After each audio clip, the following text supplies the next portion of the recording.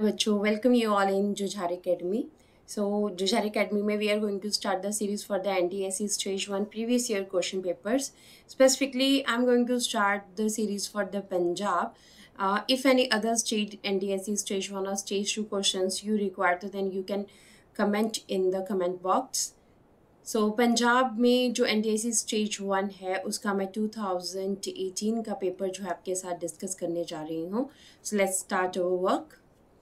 So as you all know that we are having 200 questions. हमारे पास जो NTSE national talent search examination होता है इसमें 200 क्वेश्चंस होते हैं हमारे पास सैट में, स्कॉलस्टिक एप्टीट्यूड टेस्ट में, और 200 जो क्वेश्चंस होते हैं मैथ में. इसके बारे में और इन्फॉर्मेशन चाहिए तो आप मेरे चैनल की सीरीज़ में NTSE से रिलेटेड इन्फॉर्मेशन देख सकते हैं, क्या क्या सिलेबस है. इसके बारे में इंफॉर्मेशन आपको मिल जाएगी. अब 200 जो सैट के क्वेश्चन होते हैं स्कॉलस्टिक एप्टीट्यूड टेस्ट होता है. Here we are having 40 questions from the social science. So here we are going to discuss about the social science questions. और यहाँ पे इस पेपर में सोशल साइंस क्वेश्चन स्टार्ट हो रहे हैं 61 से. सो 61 टू 100 तक जो है हम क्वेश्चन डिस्कस करेंगे that are related with the SST. So let's start our work. The first question is, As, Aman and Boro grown thrice in a year in the of the types of dash crop. देखिए question में हमसे पूछा गया है अस, अमान and बोरो जो है हमारे पास ये 3 बार जो है हमारे पास फसल उगाई जाती है. बट ये कौन सी क्रॉप है हमारे पास जो साल में 3 बार उगाई जाती है? तो ये हमारे पास राइस है. राइस की टाइप्स हैं अस, अमान एंड बोरो. ये हमारे पास 3 टाइप्स हैं राइस की. ये क्वेश्चन फ्रिक्वेंटली जो है प्रीवियस ईयर क्वेश्चंस में बार बार ये क्वेश्चन जो है पूछा गया है. So this is very important question. So second question is, this is the question from the chapter agriculture class 10th NCERT CBSE. So next is which type of soil is also known as regur soil. तो question में पूछा गया है कि रेगूर soil जो है आपके पास कौन सी सॉइल को कहा जाता है. ऑप्शंस हैं black soil, red soil, sandy soil और yellow soil. So regur soil जो है कि is also known as black soil. Option 1 जो है this is our exactly the right answer, black soil. अब ब्लैक सॉइल के अगर हम एरियाज की बात करें तो हमारे पास this is the question from the resources chapter class 10th. So major soil types हमारे पास जो मैप में डिस्क्रिप्शन दी गई है. तो हम ब्लैक सॉइल की बात करेंगे. रेगूर सॉइल जो है ये हमारे पास जो है पेनिनसुलर एरिया में और कुछ जो है हमारे पास दक्षिण प्लेटो के कुछ एरियाज में हमें मिलती है. So these are the areas. और गुजरात के कुछ पार्ट्स में हमारे पास ब्लैक सॉइल के जो है वो पार्ट्स मिलते हैं. So this question is from the resources. Soil से रिलेटेड था. आंसर हमारे पास regular soil is a very important question. यहाँ पे एक और इम्पॉर्टेंट क्वेश्चन बन जाता है कि रेगुलर सॉइल जो है इसका नाम ब्लैक सॉइल है और ब्लैक सॉइल को एक और नाम दिया जाता है दैट इज कॉटन सॉइल. तो कॉटन सॉइल भी इसका आंसर हो सकता है. So let's go to the next question. 63 question हमारे पास है. The first cement plant of India was establish. देखिए इंडिया का जो पहला सीमेंट प्लांट जो है वो कहाँ पे इस्टेब्लिश किया गया था? तो आंसर इज चेन्नई. चेन्नई में इस्टेब्लिश किया गया था 1905 में जो है. ये ब्रिटिशर्स के टाइम के ऊपर ही इसको इस्टेब्लिश किया गया था. मैन्युफैक्चरिंग इंडस्ट्रीज में से हमारे पास जो है this is the question. Next ये NCERT CBSE से हमारे पास क्वेश्चन है. नेक्स्ट क्वेश्चन है in which state the Kaziranga sanctuary situated. देखिए काजीरंगा से जो सेंचुरी है ये हमारे पास forest and wildlife resources class 9th में भी चैप्टर है एंड हमारा नेचुरल वेजिटेशन वाइल्ड लाइफ, और क्लास 10th में भी हमारे पास forest and wildlife resources वो दोनों जो हैं चैप्टर. यहाँ पे हमें काजीरंगा सेंचुरी के बारे में क्वेश्चन मिलेगा. तो ये CBSE का NCERT का क्वेश्चन है. काजीरंगा सेंचुरी हमारे पास कहाँ पे है? असम में है. तो और अगर हम सेंचुरीज की बात करें काजीरंगा नेशनल पार्क या सेंचुरी हमारे पास असम में है. सो दिस इज इन असम. और अगर हम बात करें तो सरिस्का वाइल्ड लाइफ सेंचुरी जो है ये हमारे पास राजस्थान में है. एंड डाचीगम जो नेशनल पार्क है this is in Jammu and Kashmir. Periyar जो वाइल्ड लाइफ सेंचुरी है दिस इज इन केरला. ये सारी इंपॉर्टेंट है. वेदांकल बर्ड सेंचुरी जो है this is in Tamil Nadu. So these are very important. Periyar से क्वेश्चन जो है वो काफ़ी बार पूछा जा चुका है. If we are going to talk about the next question हमारा पॉपुलेशन सेंसस से रिलेटेड है. This is the question from the class 9th की ज्योग्राफी के पॉपुलेशन चैप्टर से लिया गया है. देखिए इसमें सेंसस 2011 की बात की गई है। What is the meaning of census? जो हमारी कैलकुलेशन होती है पॉपुलेशन की, that is known as census. तो हर 10 साल के बाद सेंसस की जाती है। सो हमारे पास जो लास्ट सेंसस 2011 में हुई थी, उसके बाद 2023 में हुई है हमारे पास। ड्यू टू कोरोना इसमें जो है गैप पड़ा था, बट यहाँ इन्होंने सेंसस 2011 के बारे में पूछा population density. Population density means पर स्क्वायर किलोमीटर कितने लोग जो है हमारे पास रह रहे हैं। तो इंडिया की जो पॉपुलेशन डेंसिटी है that is 382 person per square kilometre. India की जो हमारे पास पॉपुलेशन डेंसिटी है that is 382 persons per square kilometre है। This is the population density according to 2011। सबसे ज़्यादा जो पॉपुलेशन डेंसिटी वाला हमारे पास जो स्टेट है इंडिया का, वो बिहार है, 1082 जो पर्सन पर स्क्वायर किलोमीटर हमारे पास पॉपुलेशन डेंसिटी है। सो नेक्स्ट अगर हम बात करें तो हमको हमारे पास क्वेश्चन आता है कोंकण रेलवे की बात की गई है। कोंकण रेलवे स्ट्रेचेस अलोंग, कहाँ पे हमारे पास जो है ये स्ट्रेच करता है। अब देखिए कोंकण रेलवे की बात करें, क्वेश्चन हमारा कहाँ से लिया गया है, क्लास 10th हमारे पास ट्रांसपोर्टेशन एंड कम्युनिकेशन जो है life lines of the national economy chapter 7 from the geography class 10th, वहाँ से ले गया CBSE से। कोंकण रेलवे पूछा गया है कहाँ पे इसका जो है स्ट्रेच होता है। तो इसके लिए अगर हम मैप देखेंगे तो हमारे पास देखिए ये हमारे पास मैप है साउदर्न साइड का। तो यहाँ हमारे पास डायरेक्शंस एक बार कर लेते हैं। It will be easy to understand the map whenever you want to do the map, तो डू विद द डायरेक्शंस। देखिए हमारे पास ये वाला जो कोस्ट है that is known as Konkan coast, और नीचे का जो हमारा जो केरला से कर्नाटका से केरला तक का कोस्ट है इसे मालाबार कोस्ट कहते हैं। इसे जो ऊपर महाराष्ट्र का कोस्ट है, गोवा का कोस्ट है, इसे कोंकण कोस्ट कहते हैं। सो हमारे पास क्वेश्चन है northern plains, northern plain option नहीं होएगा, ईस्ट कोस्ट भी नहीं होएगा, वेस्ट कोस्ट इसका राइट आंसर होएगा, क्योंकि ये हमारे पास कहाँ पे है, ये वेस्टर्न साइड में है। ठीक है, इसीलिए डायरेक्शंस को अगर एक बार आप डायरेक्शंस के थ्रू क्वेश्चंस करेंगे तो इजी रहेगा आपको अंडरस्टैंड करना। सो नेक्स्ट क्वेश्चन हमारा है which sea is existed at the place of the present Himalayas. देखिए हिमालय जो है जहाँ पे आज एग्जिस्ट कर रहा है हमारे पास, वहाँ पर पहले कौन सा सी एग्जिस्ट करता था। देखिए जहाँ हिमालय है, यहाँ माउंटेन एज है हमारे पास नॉर्दर्न साइड में, वहाँ पहले एक सी एग्जिस्ट करता था। तो अगर हम 250 मिलियन ईयर्स अगो की बात करें, जब हमारा पैनेजिया था, पैनेजिया के आगे टूटने के बाद जो यूरेशिया और हमारे पास गोंडवाना लैंड जो है पार्ट्स हुए, उसके बाद टेक्टोनिक प्लेट्स की मूवमेंट की वजह से जो है जो कॉन्टिनेंट्स हैं इनके बीच में मूवमेंट होती रही है और ये टूटते रहे। तो हम यहाँ पे देख सकते हैं कैथे सी जो है हमारे पास था, यहाँ पे हमें और कोई भी ओशन नज़र नहीं आ रहा है, तो हमें सिर्फ इंडिया यहाँ पे नज़र आ रहा है, ऑस्ट्रेलिया, बाकी सारे कॉन्टिनेंट हमें नज़र आ रहे हैं। सो यूरेशिया था यहाँ पर, एशिया नहीं था। देन एरिया इंडिया का जो एरिया है यहाँ पे जब मर्ज हुआ, इंडिया जब यहाँ पे मर्ज हुआ तो उसकी वजह से क्या हुआ, यूरेशियन प्लेट और इंडियन ऑस्ट्रेलियन प्लेट जो है जब ये आपस में कोलाइड हुई तो इंडिया का एरिया है यहाँ पर मर्ज हो गया। तो इसकी जो जो यहाँ पर उस टाइम पे डैमेज डिस्ट्रक्शन हुआ, तो यहाँ पर माउंटेन रेंजेस जो है कंस्ट्रक्ट हुई, इन्हीं का नाम जो है वो हिमालय है। तो हिमालय जहाँ पे है हमारे पास, वहाँ पे क्या था, कैथे सी था। कैथे सी पूरा का पूरा समंदर जो है वो सबमर्ज हो गया और हिमालय जो है हमारे पास इमर्ज हुआ। तो उसके बाद हमारे पास यहाँ पर यूरेशिया नहीं, यहाँ पे हमारे पास दो एरिया हो गए, एक यूरोप और एक हमारे पास जो है एशिया के एरिया आ गया। सो जहाँ पे हमारे पास आज हिमालय, वहाँ पे कौन सा सी था, वहाँ पे टेथिस सी था। नेक्स्ट क्वेश्चन अगर हम बात करें, ये क्वेश्चन कहाँ से लिया गया है, ये हमारे पास जो है ड्रेनेज चैप्टर से लिया गया है, या फिजिकल फीचर्स वहाँ पे भी आपको क्वेश्चन मिलेगा। ये कंटेंट अभी एनसीईआरटी से निकाल दिया गया है, पहले पुरानी बुक्स में आपको ये कंटेंट मिल जाएगा। विच of the following is the main tree of the tropical evergreen vegetation. देखिए ट्रॉपिकल एवरग्रीन वेजिटेशन जो है हमारे पास क्या होती है, ट्रॉपिकल एवरग्रीन वेजिटेशन जो है फॉरेस्ट जो है इंडिया का, ये यूजुअली जो है उन एरियाज में मिलता है जहाँ पे रेनफॉल जो है 200 सेंटीमीटर तक होती है। सो ये हमारे पास वेट एंड ड्राई दो तरह के हमारे पास यहाँ वेजिटेशन मिलती है।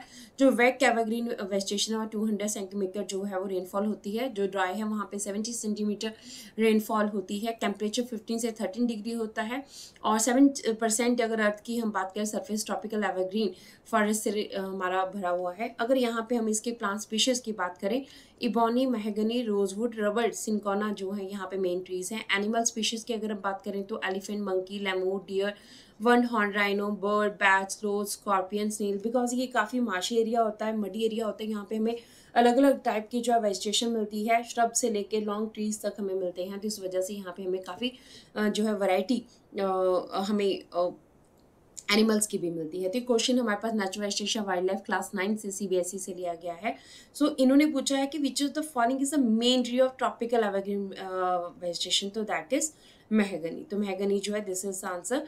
कोकोनट जो है हमारे पास ये कोस्टल एरिया में हमें मिलता है, अकेशिया जो है डेजर्ट एरिया में मिलता है, सिल्वर फर जो है हमारे पास कॉनिफेरस जो है एरियाज वहाँ पे मिलता है। So let's talk about the next question, which river is called the सोर ऑफ वेस्ट बंगाल। देखिए सोर ऑफ वेस्ट बंगाल कौन सी रिवर को कहा गया, वेस्ट बंगाल में जो रिवर फ्लो करती है, हर साल वहाँ पे फ्लड आते हैं, इसकी वजह से वहाँ डिस्ट्रक्शन होती है, उसका हमारे पास जो है यहाँ डिस्कशन किया गया है। So the name of that river is Damodar river. ठीक है, तो यहाँ पे हम बाकी रिवर्स की भी बात कर लेंगे एक बार।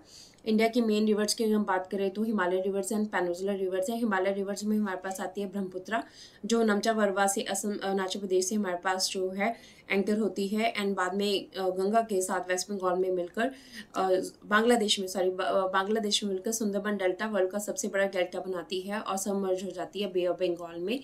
उसके बाद हमारे पास गंगा आती है, जो कि हमारे पास उत्तराखंड से गंगा निकलती है गौमुख ग्लेशियर से, एंड उसके बाद ये फ्लो करती हुई हमारे पास जो है इसका एक पार्ट जो है इसके ट्रिब्यूटरी बांग्लादेश में चली जाती है, एक यहाँ पर फरक्का से जो है हमारे पास कलकत्ता से वेस्ट बंगाल से समर्ज हो जाती है, ये भी बे ऑफ बंगाल में। थर्ड हमारे पास रिवर कौन सी आती है, इंडस आती है। इंडस हमारे पास जो है ये सिंगी खम्बान जो है ग्लेशियर से निकलती है तिब्बत के पास से, उसके बाद इंडिया में एंटर होती है एंड ये पाकिस्तान में फिर ड्रेन हो जाती है। तो तीन हमारे पास हिमालयन रिवर्स हैं। और अगर पेनिनसुलर रिवर्स की बात करें तो नर्मदा है हमारे पास, ताप्ती है, गोदावरी है, कृष्णा है, कावेरी है, महानदी है। तो ये हमारे पास पेनिनसुलर रिवर्स हैं जो पेनिनसुलर प्लेटू से निकलती है। पैरेलल रिवर्स नहीं होती है, पूरा सा फ्लो नहीं करती है, बारिश होती है तभी इनमें पानी आता है। क्वेश्चन पूछा गया था सोर ऑफ वेस्ट बंगाल, हमारे पास आंसर क्या है यहाँ पर, दामोदर रिवर जो है वेस्ट बंगाल में दामोदर रिवर हमारा आंसर है।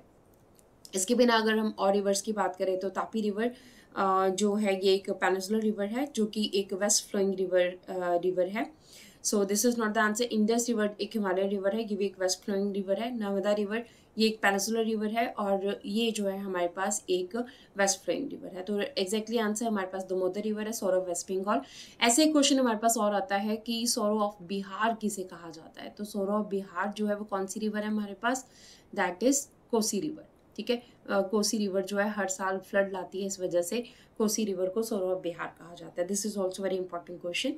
नेक्स्ट हम आते हैं, ये हमारे पास ड्रेनेज को जो चैप्टर है वहाँ से क्वेश्चन लिया गया। वाटर चैप्टर में भी हमें ये क्वेश्चन क्लास 10th में मिलेगा।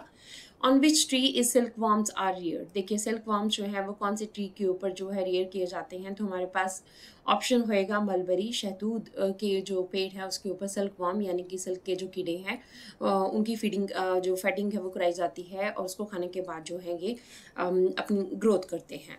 सो this question is from agriculture chapter में भी आपको क्वेश्चन मिलेगा और ये आपको नेचुरल वेजिटेशन वाइल्ड लाइफ में क्लास 9th में क्वेश्चन मिलेगा।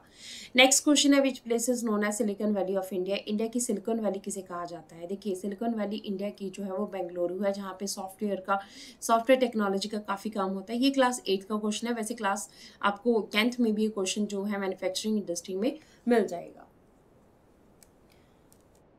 नेक्स्ट क्वेश्चन, अब देखिए पंजाब की अगर एनटीएससी की बात कर रहे हैं तो इसमें हमारे पास जो है आधे क्वेश्चन होते हैं हमारे पास, आधे या फिर 10 या 15 क्वेश्चन जो है आपको एनसीईआरटी से आएंगे, बाकी क्वेश्चन जो है आपको पंजाब बोर्ड से लिए जाएंगे। पंजाब बोर्ड के लिए आप मेरी जो एनटीएससी सीरीज़ है उसको फॉलो कर सकते हैं। अगर आपको और हेल्प चाहिए तो आप कमेंट कर सकते हैं कमेंट बॉक्स में। किसी भी तरह के आपको पंजाब एनटीएससी से रिलेटेड हेल्प चाहिए, नोट्स चाहिए, आपको प्रोवाइड करवा दिए जाएंगे। टेलीग्राम चैनल के ऊपर भी आपको जुझार एकेडमी के ऊपर नोट्स मिल जाएंगे। अब देखिए हमारे पास जो पंजाब बोर्ड की है, पंजाब बोर्ड की 2 बुक्स है क्लास 9th एंड 10th की, तो उसी में जोग्राफी एंड इकोनॉमिक्स आपको एक बुक में मिलेगी, हिस्ट्री एंड सिविक्स आपको एक बुक में मिलेगी, दोनों क्लासेस की, तो दोनों में से क्वेश्चन आते हैं। क्वेश्चन है हमारे पास, who made the law for the security of forest in 1855 AD. देखिए 1855 एडी में जो है किसने फॉरेस्ट की सिक्योरिटी के लिए लॉ बनाए थे। तो 1855 का जो टाइम है वो हमारे पास लॉर्ड डलहौजी का टाइम था, हमारे पास पंजाब में भी और इंडिया में भी। तो लॉर्ड डलहौजी जो है will be the right answer, Punjab board से लिया गया है क्वेश्चन। अब यहाँ पे सफरेज मूवमेंट है। देखिए सफरेज मूवमेंट जो है इसकी स्पेलिंग एनसीईआरटी में इस तरह से है, तो यहाँ स्पेलिंग मिस्टेक है बोर्ड की तरफ से, बट यहाँ सफरेज मूवमेंट है। ये नेशनल जमीन यूरोप में से क्वेश्चन लिया गया है। तो it was related with which category of the society. तो ये विमेन से रिलेटेड है, विमेन को राइट टू वोट दिया जाए उसके लिए सफरेज मूवमेंट जो है वो यूरोप में स्टार्ट की गई थी। Next again question Punjab history से है, विच सिख गुरु साहिब कंपाइल्ड द जाप साहब। देखिए हमारे पास क्वेश्चन पूछा गया। अब यहाँ पे क्वेश्चन जो गुरु हैं हमारे पास, जो 10 गुरु हैं उनमें से गुरु नानक देव जी और गुरु गोबिंद सिंह जी, इन दोनों गुरुओं की जो गुरबानी है उसमें से एक क्वेश्चन ज़रूर आता होता है, तो उसको ज़रूर लर्न कीजिएगा। यहाँ पे बात की गई है जाप साहब की। तो जाप साहब जो है गुरु गोबिंद सिंह जी की बानी है। यहाँ पे बच्चे कंफ्यूज हो जाते हैं, जाप साहब एंड जपजी साहब। तो जपजी साहब जो है बेटा वो जो है गुरु नानक साहब की, गुरु नानक देव जी की बानी है जो फर्स्ट गुरु थे। तो यहाँ जाप साहब की बात की गई है, राइट आंसर होएगा श्री गुरु गोबिंद सिंह जी। नेक्स्ट क्वेश्चन की अगर हम बात करें तो हमारे पास क्वेश्चन आता है, when did the treaty of Bhairowal take place. देखिए ट्रीटी ऑफ भैरववाल की अगर हम बात करें तो जो एंग्लो सिख वॉर्स थी तो उसमें हमारे पास जो है ट्रीटी ऑफ भैरववाल हुई थी। तो इसकी एग्जैक्ट डेट जो है वो 26 दिसंबर 1846 एडी है। ट्रीटी ऑफ भैरववाल हुई थी सिखों और ब्रिटिशर्स के बीच में। अब देखिए Anglo Sikh war, first war और सेकेंड वॉर, इससे रिलेटेड एक क्वेश्चन हर बार जो है वो आता है, कई बार 2 क्वेश्चन भी आ जाते हैं। तो this is very important topic, please इसको जरूर करिएगा। Next question, when did the Vietnam become a United country. देखिए 2018 का पेपर हम कर रहे हैं, उस टाइम के ऊपर इंडो वियतनाम जो हमारे पास चैप्टर था वो इंक्लूड था, बट अब ये चैप्टर जो है वो एक्सक्लूड कर दिया गया है। बट अदरवाइज इसका आंसर हम जरूर करेंगे कि कब जो है वो वियतनाम एक यूनाइटेड कंट्री बना था। आंसर है 15 अप्रैल 1976 में। नेक्स्ट क्वेश्चन हमारे पास आएगा, कार्ल मार्क्स वॉज अगेंस्ट। ठीक है, कार्ल मार्क्स किसके अगेंस्ट था। तो कार्ल मार्क्स क्लास 9th की बात हो रही है हमारे पास।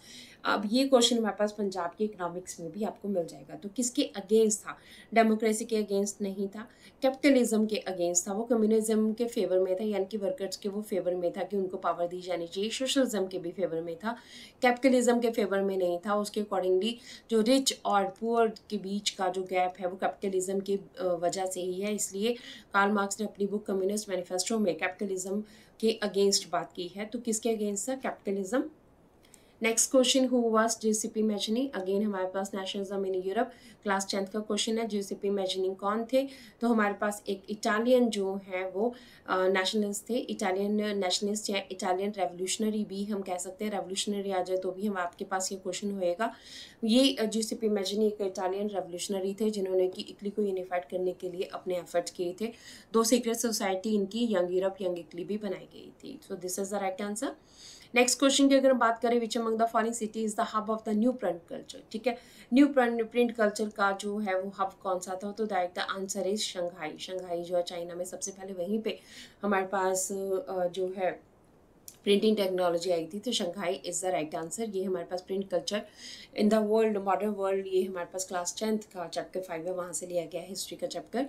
नेक्स्ट क्वेश्चन है, which is the best literary work of Premchand. Premchand का बेस्ट जो है वो वर्क कौन सा था। तो बेस्ट जो उनका वर्क था वो गोदान था। देखिए सेवा सदन भी उनका वर्क है, बट गोदान जो है काफ़ी फेमस था। अब देखिए ये वाला जो क्वेश्चन है ये चैप्टर भी एक्सक्लूड कर दिया गया एनसीईआरटी से। ये नॉवेल्स से रिलेटेड लास्ट चैप्टर होता था, ये चैप्टर भी एक्सक्लूडेड है, बट आंसर हमारा गोदान है। Who form the young Italy secret society, अभी हमने इसके बारे में बात की। तो जीसीपी मैजनी जो है यंग इटली यंग यूरोप जो है उन्होंने 2 सीक्रेट सोसाइटीज रेवोल्यूशनरी सोसाइटीज़ की जो है उसको बनाया था। Next question, which of the following is the presidency city. देखिए प्रेसिडेंसी सिटी कौन सी थी। तो ये क्लास 9th का क्वेश्चन है जो क्लास 10th के एक्सक्लूडेड चैप्टर्स हैं वहाँ पे क्वेश्चन था ये हमारे पास। तो which of the following presidency सिक्की, यानी कि ब्रिटिशर्स की जो सिक्की है वो कौन सी थी। तो आंसर इज बॉम्बे। बॉम्बे जो है प्रेसिडेंसी सिक्की थी। दिल्ली लखनऊ अहमदाबाद नहीं थी, प्रेसिडेंसी सिक्की थी। इसी को इन्होंने पॉट टाउन भी अपना बनाया था। Next question is, under which article untouchability is abolish and it's practice is punishable. देखिए पंजाब हिस्ट्री में भी क्वेश्चन मिल जाएगा। आर्टिकल्स के ऊपर बहुत अच्छी डिस्कशन जो है वो की गई है। क्लास 9th में भी आपको क्वेश्चन मिल जाएगा, पर इतनी डिस्कशन नहीं है। क्लास 10th की जो पंजाब बोर्ड की आपके पास सिविक्स है, वहाँ बहुत अच्छी एक्सप्लेनेशन की गई है। अगर आपको और इन्फॉर्मेशन चाहिए तो आप सीरीज़ देख सकते हैं मेरी। आर्टिकल जो है अनटचेबिलिटी कहाँ अबॉलिश किया गया है, तो आर्टिकल 15 जो है हमारे पास वो हमारे पास जो है आर्टिकल राइट टू इक्वलिटी में आता है। तो वो राइट टू इक्वलिटी में हमें अलग अलग जो है वो राइट्स दिए गए हैं। 15 से लेकर 19 तक जो है हमें राइट्स दिए गए हैं इक्वलिटी के। तो आर्टिकल 17 जो है वो अनटचेबिलिटी को अबॉलिश करता है। 15 हमारे पास भी इक्वलिटी से रिलेटेड इक्वलिटी देता है सब लोगों को। 16 जो जितने भी जो ऑनर्स हैं सब फिनिश करता है। आर्टिकल 19 जो है वो हमें इक्वलिटी सभी जितने भी डेजिग्नेशंस हैं किसी भी तरह का कोई भी डिस्क्रिमिनेशन नहीं किया जाएगा, वो हमारा आर्टिकल 17 देता है। आर्टिकल 17 इसका आंसर है।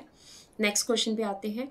N individual who is not a member of either house of parliament can be appointed a member of council of ministers but he has to become a member of either house with in a period of.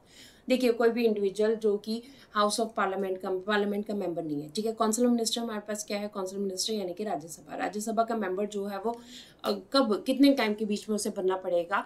अगर वो किसी भी parliament के जो है house का member नहीं है तो इसकी लिमिटेड होती है हमारे पास 6 मंथ्स, ठीक है। तो ये एनसीईआरटी 9th क्लास में भी है, पंजाब बोर्ड में ये क्वेश्चन आपको मिल जाएगा।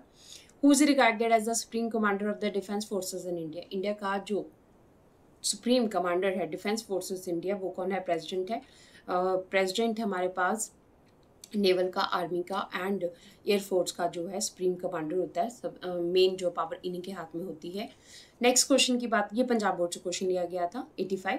86 की अगर हम बात करें, विच of the following institution is not a part of rural local self government. देखिए, रूरल लोकल सेल्फ गवर्नमेंट की बात हो रही है, यानी कि विलेज की बात हो रही है। विलेज लेवल के ऊपर कौन जो है वो पार्ट नहीं है। नगर पंचायत है, पंचायत भी है, पंचायत समिति और जिला परिषद जो है इसका जो है वो पार्ट नहीं है। तो आंसर हमारे पास क्या होएगा, आंसर होएगा हमारे पास जिला परिषद, ऑप्शन 4। नेक्स्ट क्वेश्चन आता है हमारे पास, हाउ मेनी मेंबर्स। ये पंजाब बोर्ड से क्वेश्चन था, सिविक्स से, क्लास 10th में आपको क्वेश्चन मिल जाएगा। How many members are elected from Punjab in Lok Sabha. Lok Sabha में कितने मेंबर जो हैं पंजाब की तरफ से इलेक्ट होते हैं, तो हमारे पास लोकसभा के 13 मेंबर हैं एंड राज्यसभा में पंजाब से 7 मेंबर्स जो हैं वो जाते हैं। तो 7 MPs जो हैं हम पंजाब से भेजते हैं, इलेक्ट होकर यहाँ से जाते हैं। So this is very important question, काफ़ी बार आया है। और पंजाब की लेजिस्लेटिव असेंबली कितने मेंबर्स हैं, 117 में। ये क्वेश्चन भी काफ़ी बार रिपीट हुआ है। नेक्स्ट क्वेश्चन की अगर हम बात करें, under which fundamental right in Indian constitution right to free and compulsory education has been given. Right to free and compulsory education कहाँ पे दिया गया है, हमारे पास राइट टू फ्रीडम में दिया गया है, ठीक है। राइट टू रिलीजियस फ्रीडम में नहीं है, राइट अगेंस्ट एक्सप्लॉयटेशन में नहीं है, राइट टू कलेक्टिव में नहीं, राइट टू फ्रीडम में हमारे पास 19 से 22 तक जो राइट्स हैं वहाँ पे हमें right to free and compulsory education जो है वो दिया गया है। तो यहाँ पे आर्टिकल 21A है स्पेसिफिकली जहाँ पे ये राइट दिया गया है। Next question, when was the charter of the united nation organization accepted by 51 countries. ये क्वेश्चन पंजाब की जो हिस्ट्री है उसमें यूनाइटेड नेशन सिविक्स का चैप्टर है, लास्ट चैप्टर वहाँ पे है। तो 24 अक्टूबर 1945 को UN जो है उसकी फॉर्मेशन हुई थी, 51 कंट्रीज ने इसको एक्सेप्ट किया था। 90 क्वेश्चन है, who was the president of the constituent assembly of India. Constituent assembly ने इंडिया के कॉन्स्टिट्यूशन को बनाया था। तो इसके जो है हमारे पास कौन प्रेसिडेंट थे, तो इसके प्रेसिडेंट थे हमारे पास डॉक्टर राजेंद्र प्रसाद, ठीक है। पंडित जवाहरलाल नेहरू मेंबर थे, BR अम्बेडकर ड्राफ्टिंग कमेटी के मेंबर थे, सरदार वल्लभ भाई पटेल जो है इसके मेंबर थे, बट प्रेसिडेंट कौन थे, वो 4th है हमारे पास doctor Rajendra Prasad. Next question, who has said these words regarding the Panchsheel principle. देखिए, ये भी सिविक्स क्लास 9th का यूनाइटेड नेशन में से क्वेश्चन लिया गया है, क्लास 10th का पंजाब बोर्ड से। By implementing this principle there will be permanent world peace. तो ये जवाहरलाल नेहरू जी का कहना था, पंचशील प्रिंसिपल्स लिए गए थे। Next question, which of the following feature is not a federal feature of India constitution. India constitution की कौन सी फेडरल फीचर नहीं है, फेडरलिज्म यानी कि पावर शेयरिंग को नहीं दिखा रही है।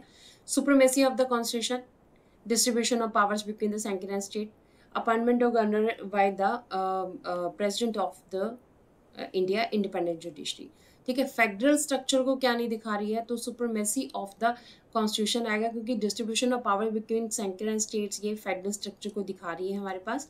तो ये नहीं होगा। Appointment of governors by the president of India, president governors को अपॉइंट करते हैं। फेडरल स्ट्रक्चर को पावर क्योंकि डिवाइडेड, इंडिपेंडेंट जुडिशरी भी हमारे पास जो है वो फेडरल स्ट्रक्चर का ही पार्ट है। Supremacy of the constitution federal structure का पार्ट जो है वो नहीं होगी। विच of the following is correct equation, ये पंजाब बोर्ड की इकोनॉमिक्स क्लास 10 से क्वेश्चन लिया गया। करेक्ट इक्वेशन बतानी है। देखिए सेविंग क्या होता है, इनकम प्लस कंजप्शन। आपने सेविंग क्या की, इनकम की प्लस कंजप्शन की, नहीं। सेविंग आपके पास क्या होगी, कंजप्शन आपने जितना की और उनमें से जो है माइनस आप इनकम करोगे वो आपकी सेविंग होगी, ठीक है।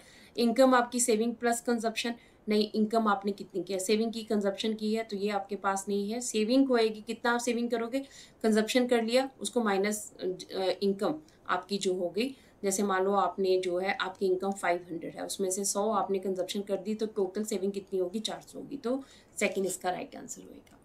Next question, which group belongs to all direct taxes. All direct taxes होते हैं जो सीधे टैक्सेस हमें देने ही पड़ते हैं। इनडायरेक्ट टैक्सेस होते हैं जो हमें इनडायरेक्टली चीज़ों में देते हैं, यानी कि वो लिखा होता है इंक्लूडेड ऑल टैक्सेस। जैसे 10 रुपये का बिस्किट उस पर लिखा है इंक्लूडेड ऑल टैक्सेस, डायरेक्ट नहीं दे रहे, इनडायरेक्ट वे से दे रहे हैं।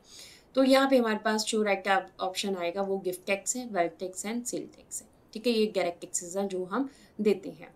Which is the central bank of India, RBI यानी कि रिजर्व बैंक ऑफ इंडिया, जिसकी फॉर्मेशन 1935 में हुई थी। ये सेंट्रल बैंक ऑफ इंडिया है, सभी बैंक्स को जो है ये करता कंट्रोल करता है।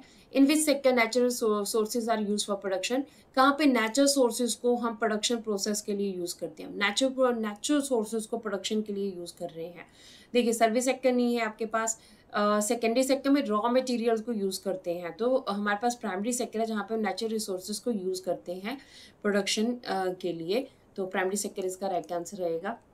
Next question, monetary policy has one component of, ये बैंक रेट या इंटरेस्ट रेट से रिलेटेड होती है। मॉनेटरी पॉलिसी यानी कि जो गवर्नमेंट की मनी से रिलेटेड पॉलिसी है वो बैंक रेट से रिलेटेड होती है, उससे उसको फ़र्क पड़ता है जो भी बैंक का इंटरेस्ट रेट अप या डाउन जा रहा है। मनरेगा 2005, ये सारे पंजाब इकोनॉमिक्स के क्वेश्चन थे पंजाब बोर्ड के।